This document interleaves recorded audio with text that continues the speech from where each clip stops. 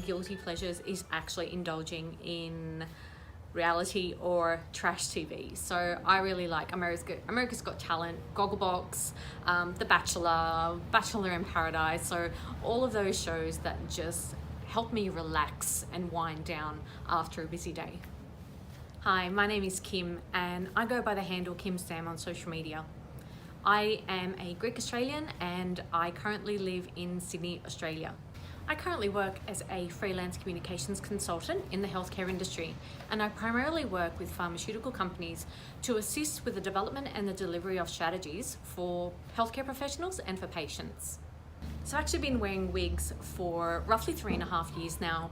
I didn't have the opportunity to try any other alternative hair because of how rapid my hair loss actually was. I also feel really comfortable without covering up my bald head. Going out bald is actually now part of my identity, and I feel comfortable in my own skin and quite confident wearing wigs as well as going out bald.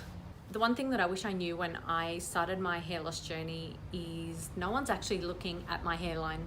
So like many others out there, when we first start wearing alternative hair, we think that everyone is actually looking at our hairline. They can see our lace, they can see the knots, and I wish I just didn't stress out as much and worry as much about what other people think they see, and just focus on enjoying wearing the wig and getting to learn to love how I looked a lot quicker. So I'm actually one of the newer Jon Renau education ambassadors, but one of the things that I do love about being an education ambassador is sharing the knowledge that I've gained with other people who have hair loss. I really love that I'm able to share this information with my fellow Aussies, my fellow Greeks, as well as so many other people who follow me around the globe.